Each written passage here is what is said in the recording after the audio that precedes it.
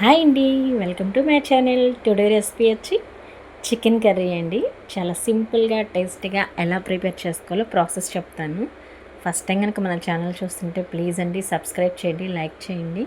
So టాపిక్లోకి వెళ్తే, పొయ్యి మీద ఒక ప్యాన్ పెట్టి ఒక 50 గ్రామ్స్ ఆయిల్ వేసి కొంచెం బటర్ యాడ్ చేశానండి. ఆయిల్ హీట్ ఎక్కాక సన్నగా తగిన ఆనియన్స్ వేసుకొని గోల్డెన్ కలర్ వచ్చే వరకు ఫ్రై చేసుకోవాలి.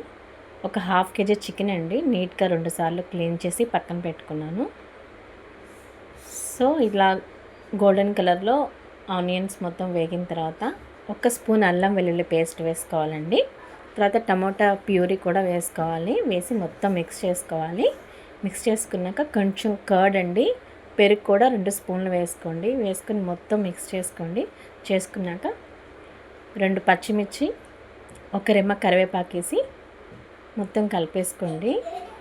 1 స్పూన్ ధనియాల పొడి వేసుకున్నాక మనం ఆల్రెడీ చికెన్ మొత్తం క్లీన్ చేసి పెట్టుకున్నాం కదండి, చికెన్ కూడా వేసుకొని మొత్తం ఒకసారి మిక్స్ చేసేసుకోండి. ఇలా కలుపుకున్న తర్వాత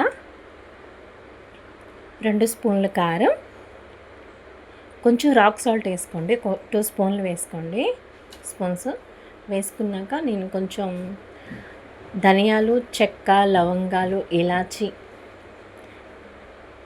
ఇవన్నీ కలిపి నేను ఒక పైన్ పౌడర్లా కొంచెం ప్రిపేర్ చేసుకున్నానండి. మసాలాలకు బాగుంటుంది వేసుకుంటే కర్రీలకు టేస్టీ అని. సో 1 స్పూన్ అది కూడా వేసుకున్నాను అనమాట. నెక్స్ట్ టైం ఎలా ప్రిపేర్ చేసుకోవాలో మీకు ఒక వీడియో పెడతాను, అది మసాలా ప్రిపేర్ చేసుకోవడం.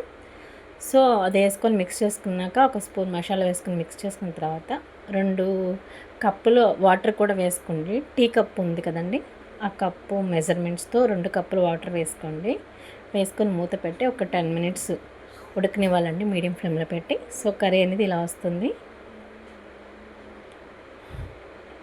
తర్వాత సన్నగా తరిగిన కొత్తిమీర, కొంచెం పుదీనా యాడ్ చేసుకోండి. యాడ్ చేసుకొని మూత పెట్టి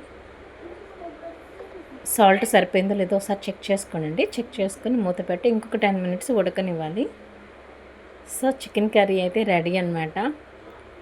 ఏమైనా మిస్టేక్స్ ఉంటే సారీ అండి మాట్లాడుతున్నప్పుడు.